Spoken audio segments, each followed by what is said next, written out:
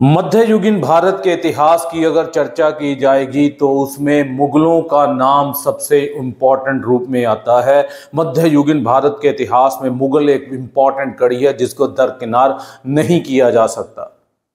तो यहाँ पर हम मुगलों के इतिहास में उनके जो रूलर हुए हैं उनके बारे में डिस्कस करेंगे। और यहाँ पर हमने सबसे पहले लिया है मुगल डायनेस्टी का फाउंडर बाबर।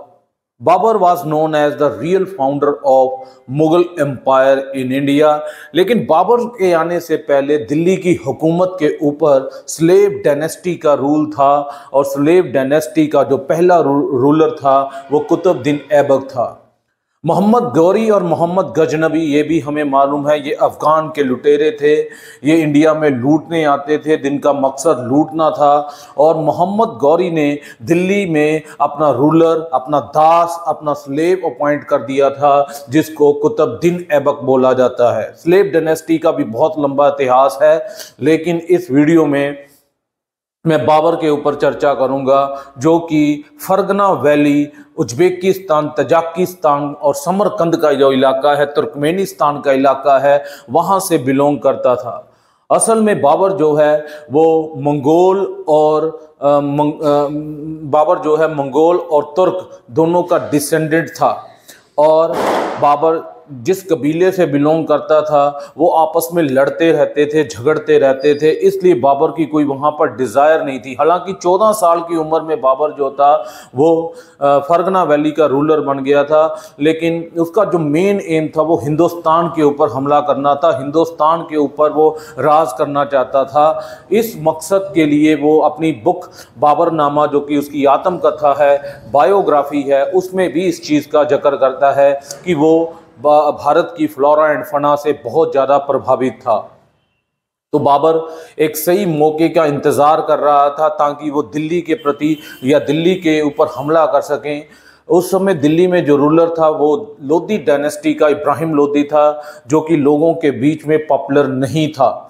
तो इस चीज़ का क्लू मिला बाबर को और अपनी बुक बाबरनामा में इस चीज़ का वो जिक्र करता है। बाबरनामा जो उसकी बुक है वो उसने अपनी लोकल लैंग्वेज चिदकाई लैंग्वेज में लिखी थी, बाद में इसे पर्शियन लैंग्वेज में भी कन्वर्ट कर दिया गया था।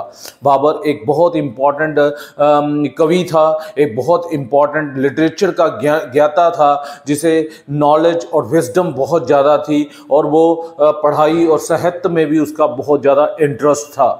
तो बाबरनामा में वो पानीपत की पहली लड़ाई का जिक्र करता है। 1526 ईस्वी में ये होती है, 1526 में होती है। इब्राहिम लोधी और बाबर के बीच में ये लड़ाई होती है पानीपत के मैदान में।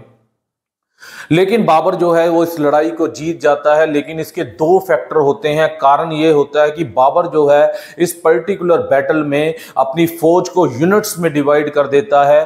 तीर कमान का अलग यूनिट है, आर्चरी जिसे बोलते हैं, तोप खाने का अलग यूनिट है जिसे अटलरी बोलते हैं, और इस तरीके से इन्फेंट्री जो पैदल सेना है उसका अलग यूनिट बना देता है, एक स्ट्रेटेजिक पोजीशन बना देता है। और सेकंड वन उसका जो पॉइंट होता है गन पाउडर। पहली बार भारत में गन पाउडर जो था वो किसी ने यूज किया था, और जिसकी वजह से इब्राहिम लोधी को इस चीज का इल्म नहीं था और पानीपत की बैटल जो है वो हार जाता है।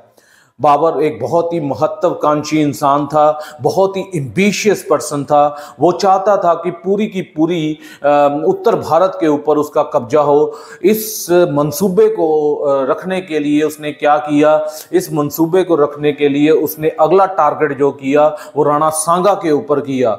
राणा सांगा उस समय मेवाड़ में रूल करता था। मेवाड़ के इलाके में, जो कि राजस्थान का इलाका है, वहाँ पर वो रूल करता था। और खनवा का बैटल होता है।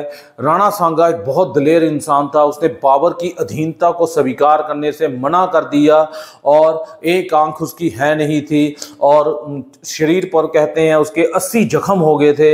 इसके बावजूद भी वो बड़ी बहादुरी से लड़ा, लेकिन अनफॉर्चुनेट वो इस बैटल में हार गया, क्योंकि आपको मालूम है कि बाबर के पास एडवांटेज था।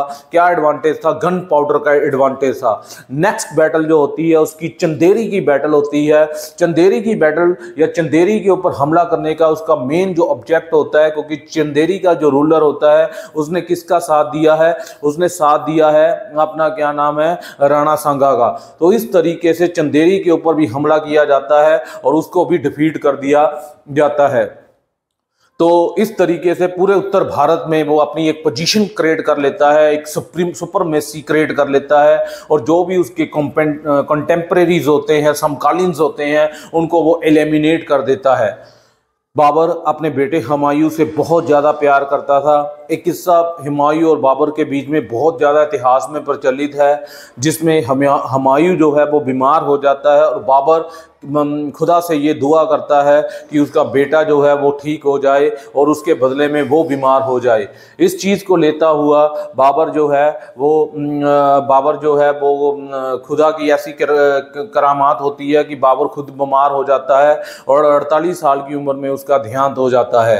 पहले से आगरा में बरीड किया जाता है, लेकिन बाद में उसका बेटा हुमायूं उसे काबुल में जाकर उसे दफनाता है, जहाँ पर उसका बाग बना हुआ है।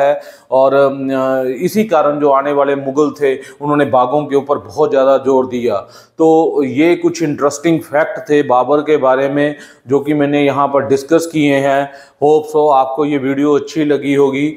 अगर आपको नहीं अच्छी लगी तो भी इन द कमेंट बॉक्स, अगर अच्छी लगी है तो also in the comment box, और share the channel and subscribe the channel. Thanks.